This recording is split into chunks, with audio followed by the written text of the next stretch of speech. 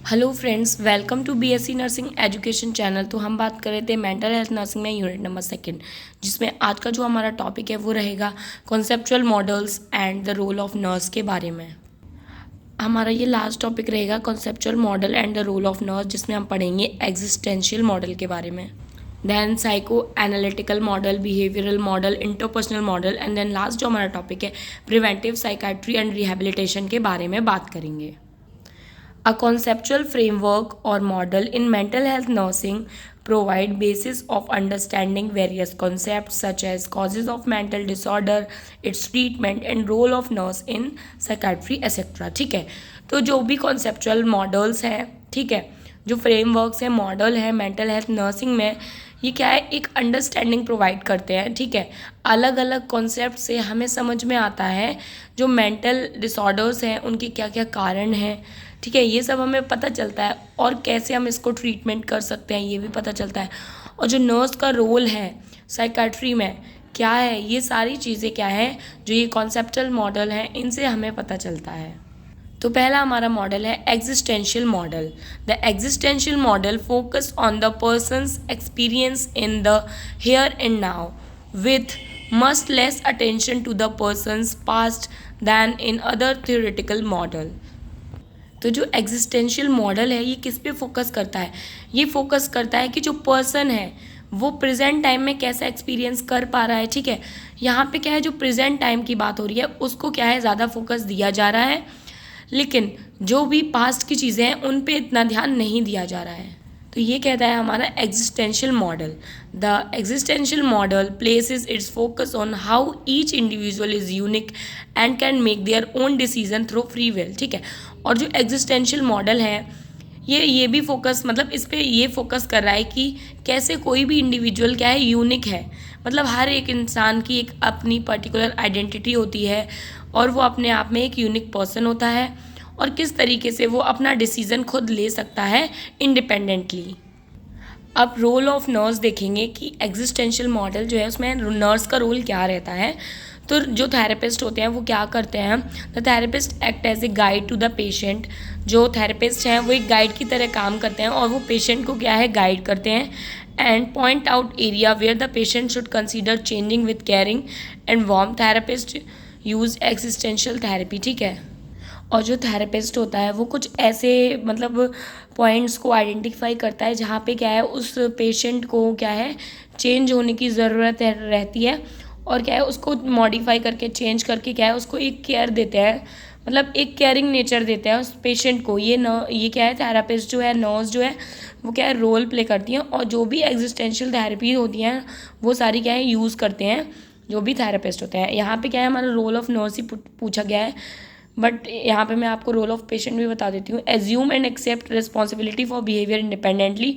The patient is always active in therapy working to meet the challenge presented by the therapist. ठीक है, और जो patient है यहाँ पे वो क्या है, एक्सेप्ट करता है जो भी उसकी रिस्पॉन्सिबिलिटी है, ठीक है, उनको करता है, और उसके बाद क्या है, एक्टिव क्या है, पेशेंट जो है वो थेरेपी जब भी लेगा तो वो पेशेंट क्या है, एक्टिव रहेगा। ठीक है, और जो भी चैलेंजेस थेरेपिस्ट देगा पेशेंट क्या है उसको पूरी करने की कोशिश करेगा। तो ये यहाँ पे क्या है रोल रहेगा पेशेंट का, और वो क्या है नर्स का रोल था।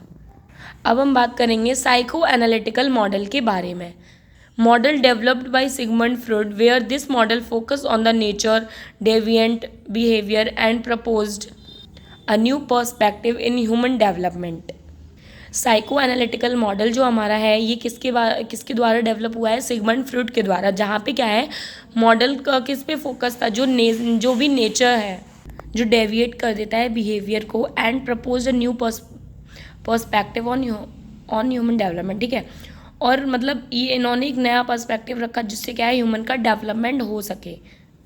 Concept proposed by this model such as id, ego, super ego. ठीक है, और जो ये कॉन्सेप्ट है ये प्रपोज कर रहा है इन मॉडल्स के द्वारा, जैसे इसमें आ जाता है हमारा आईडी, ईगो, सुपर ईगो। जो हमारा साइको एनालिटिकल मॉडल है इसने क्या है कि जो ये मॉडल है ये ऐसा कॉन्सेप्ट बताना चाहता है, जैसे कि आईडी का यहाँ पे मतलब है कि जो पर्सनैलिटी प्रोसेस होती है ना, जिसको क्या एक्सपीरियंस चाहिए होता है, प्लेजर चाहिए होता है, ये हमारा आईडी में आ जाता है। ठीक है, और ईगो में हमारा क्या आ जाता है कि ऐसी पर्सनैलिटी, मतलब ऐसी पर्सनैलिटी प्रोसेस होती है जो फोकस करती है जो रियलिटी होती है उस पर। और ईगो क्या है, एक्सपीरियंस करता है एंग्जाइटी को और यूज़ करता है इसमें डिफेंस मैकेनिज्म को, जिससे कि क्या है वो प्रोटेक्शन कर सके।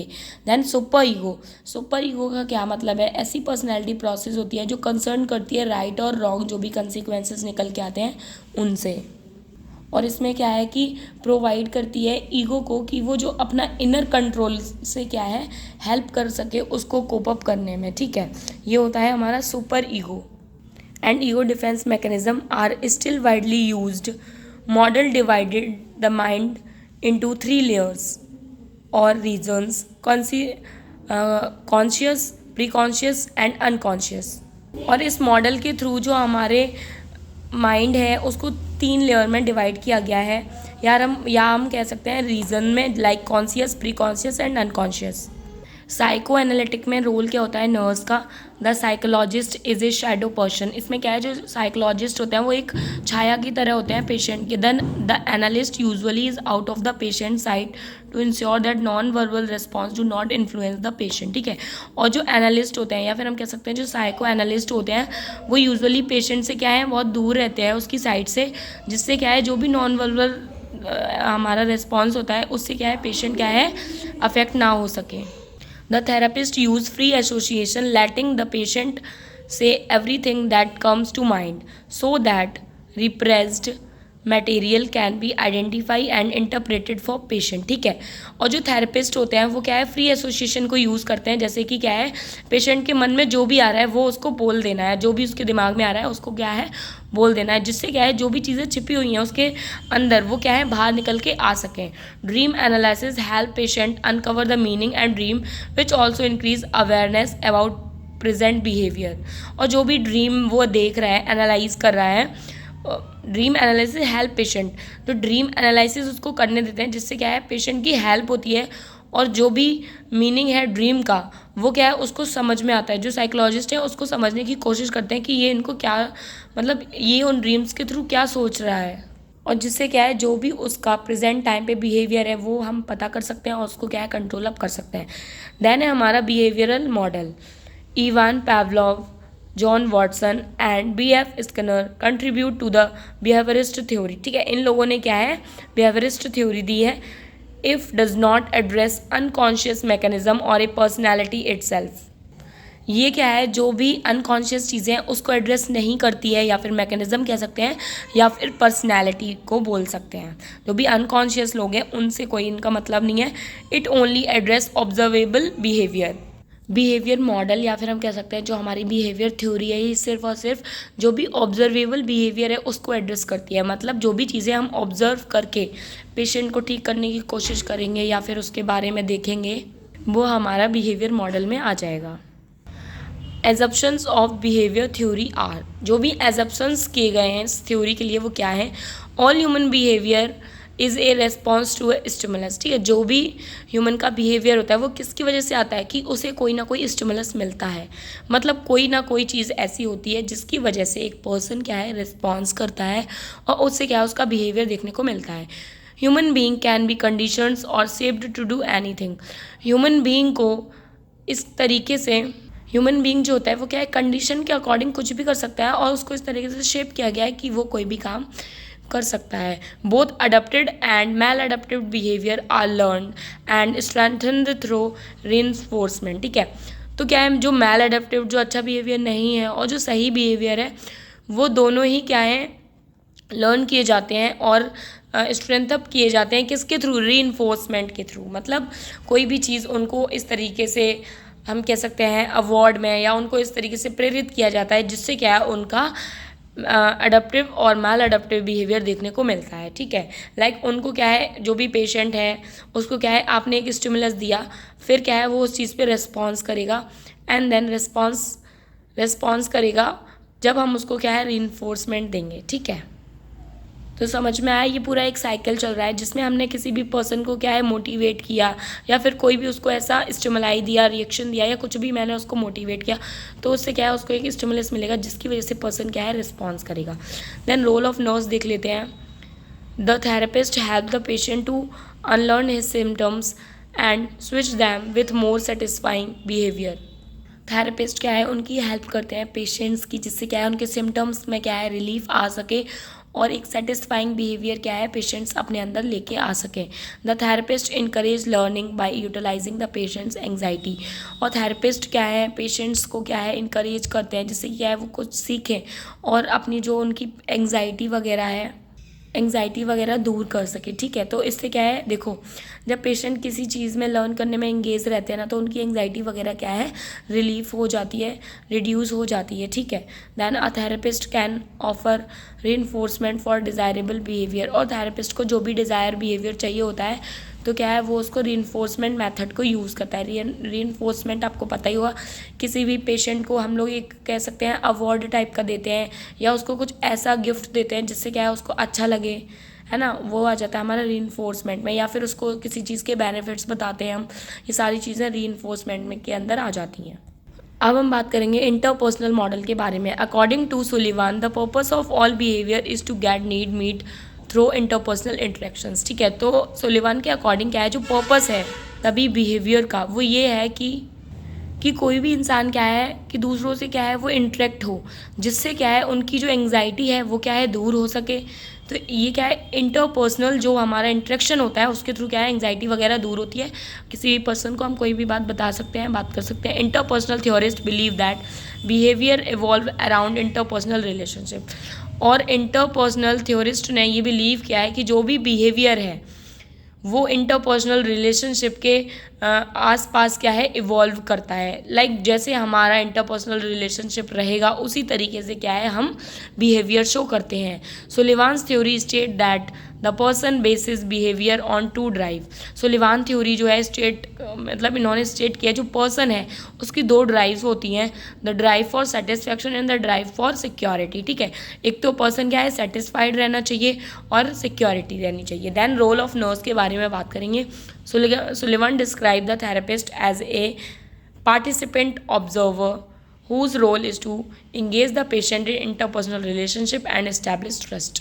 सुलिवान ने डिस्क्राइब किया है कि जहाँ यहाँ पे क्या है थेरेपिस्ट जो है वो एक पार्टिसिपेंट ऑब्जर्वर की तरह वर्क करेगा, जिसका रोल होता है कि पेशेंट को क्या है इंटरपर्सनल रिलेशनशिप में इंगेज करना और एक ट्रस्ट को क्या है इस्टेब्लिश करना।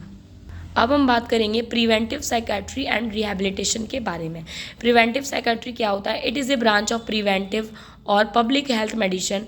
It aim to promote good mental health among individual and to prevent the occurrence और reduce the incidence of psychiatry disease in population. Preventive psychiatry जो है ये एक ब्रांच है प्रिवेंशन की, या फिर हम कह सकते हैं कि पब्लिक हेल्थ मेडिसिन, मतलब लोगों को सुरक्षित रखने के लिए। इसका एम है कि लोगों की जो मेंटल हेल्थ है वो क्या है अच्छी होनी चाहिए और प्रिवेंट कर सकें हम जो भी डिजीज़ कंडीशन हो रही हैं, ठीक है, और या फिर जो भी इंसिडेंट्स आ रहे हैं उनको क्या है रिड्यूस कर सकें, जो भी साइकेट्रिक डिजीज़ हैं पॉपुलेशन में जो हो रहे हैं उनको क्या है कम कर सकें। तो यहाँ पे कुछ मैंने स्ट्रैटेजीज़ बताई हैं, क्लासिफिकेशन ऑफ प्रिवेंटिव स्ट्रैटेजीज़ या फिर हम कह सकते हैं लेबल ऑफ प्रिवेंटिव स्ट्रैटेजीज़। तो पहला हमारा जो हम बात करेंगे लेबल्स कितनी है, टारगेशन उनका टारगेट क्या है, देन गोल क्या है। ठीक है, तो लेवल ऑफ प्रिवेंशन में देखो सबको ही पता है प्रिमोडियल, प्राइमरी, सेकेंडरी, टर्शरी रहता है। देन प्रिमोडियल सबको पता है जो जनरल पॉपुलेशन है उसको जो भी रिस्क वगैरह हो रहे हैं मतलब रिड्यूस रिस्क करने के लिए क्या है प्रिमोडियल प्रिवेंशन किया जाता है जो जनरल पॉपुलेशन के लिए होता है। देन प्राइमरी प्रिवेंशन हम किसके लिए करते हैं, जो ससेप्टेबल हमारी पॉपुलेशन होती है उसके लिए, रिड्यूस डिजीज़ इंसिडेंस, ठीक है, जिससे क्या है जो इंसिडेंस रेट है वो क्या है हमारा रिड्यूस हो सके। देन सेकेंडरी प्रिवेंशन हम कब करते हैं, असिम्टोमेटिक रिड्यूस प्रिवलेंस कंसिक्वेंसेस, जो भी प्रिवलेंस कंसिक्वेंसेस हैं उनको कम करने के लिए हम लोग सेकेंडरी प्रिवेंशन करते हैं, जिसमें क्या है हम अर्ली डिटेक्शन करते हैं फिर अर्ली डायग्नोस करते हैं। देन टर्शरी प्रिवेंशन में क्या है जो सिम्टोमेटिक चीज़ें होती हैं, डिजीज़ कंडीशन होती है, उसको क्या है हम ट्रीट करने की कोशिश करते हैं, रिड्यूस करते हैं जो भी कॉम्प्लिकेशंस हैं, जो भी डिसेबिलिटीज़ आ रही हैं उनको। देन हमारा रिहैबिलिटेशन आता है। साइकेट्रिक रिहैबिलिटेशन क्या होता है, psychiatric rehabilitation is used to increase the role performance of people with severe and persistent mental illness and to enhance recovery in the field of social training, occupational behavior and cognitive intervention। Psychiatric rehabilitation हम कह सकते हैं कि इसको हम use करते हैं कि जो भी पर्सन है उसका परफॉर्मेंस को बढ़ाने के लिए उसकी जो भी मेंटल, या देखो यहाँ पे हम लोग साइकाट्री पढ़ रहे हैं तो साइकाट्री का रिहैबिलिटेशन हो रहा है, तो जो भी मेंटल इलनेस है उस पर्सन को, उसको क्या है हम रिकवर करने की कोशिश करते हैं, जिससे क्या है वो पर्सन पहले की तरह हो जाए। ठीक है, लाइक सोशल पे हो जाते हैं कुछ लोग मेंटली रिटार्डेड, देन ट्रेनिंग पे, ऑक्यूपेशनल, बिहेवियर, कॉग्निटिव इंटरवेंशन, ये सारे इंटरवेंशन हम करते हैं पर्सन को क्या है रिहैबिलिटेट करने के लिए। Then psychiatric rehabilitation define enhancing capacity and competence of the psychiatrically disturbed person. जो भी साइकाट्रिकली डिस्टर्बेड पर्सन होते हैं या फिर हम कह सकते हैं मेंटली इल पर्सन होते हैं, उनकी कैपेसिटी को इन्हेंस करने के लिए हम ये करते हैं through enhancement to the behaviour in environment of need. जो भी इन्वायरमेंट की नीड है उसकी तरफ से क्या है, जो मतलब इन्वायरमेंट की नीड के अकॉर्डिंग अगर कोई पर्सन बिहेवियर कर पा रहा है तो वो ठीक है, तो हम कोशिश कराते हैं उसको ऐसी करने की। देन हम हमारे गोल देखेंगे। ठीक है, तो ये 2 डेफिनेशन हो गई हमारी। पहली डेफिनेशन बार्टन ने दी है, देन सेकेंड हमारी एंथोनी। देन जो भी गोल्स हैं हम उनके बारे में बात करेंगे। फर्स्ट है सिम्टम्स रिडक्शन। जो भी सिम्टम्स हैं उनको रिड्यूस करना हमारा गोल रहता है। रिस्टोर इंडिपेंडेंट लिविंग, वो जो मेंटल इलनेस पर्सन है वो क्या है इंडिपेंडेंट हो पाए, ठीक हो पाए। देन सोशलाइजेशन, लोगों से क्या है वो इंटरेक्ट कर पाए। Then restore sense of self confidence, उसके अंदर क्या है एक सेंस ऑफ सेल्फ कॉन्फिडेंस आ सके। टीच न्यू स्किल्स, नई नई स्किल्स वो सीख सके। एंड कोपिंग टेक्निक्स, और उसे क्या है जो भी कोप अप टेक्निक्स होती हैं, ठीक है, मैंने आपको डिफेंस मैकेनिज्म पढ़ाया था, है ना, वो तो था ही, बट यहाँ पे मेंटल इलनेस के लिए हो रहा है। ठीक है, तो पर्सन क्या है डील अप कर सके अपनी जो भी सिचुएशंस हैं, प्रॉब्लम्स हैं उनसे। Then focus on strength and empowerment, और किस पे फोकस करता है, जो भी स्ट्रेंथ है, एम्पावरमेंट है साइकाट्रिक पेशेंट की, वो डेवलप हो सके। तो ये हमारा क्या था साइकाट्रिक रिहैबिलिटेशन के बारे में। अगला जो हमारा लेक्चर रहेगा उसमें हम बात करेंगे unit number 3 mental health assessment के बारे में। ठीक है, आई होप आपको ये यूनिट समझ में आ गई होगी। अगर कोई भी डाउट हो आप प्लीज़ कमेंट कर दीजिए, वीडियो को लाइक कर दीजिए, चैनल को सब्सक्राइब कर लीजिए, वीडियो को शेयर कर दीजिए। ठीक है, thank you for watching my video.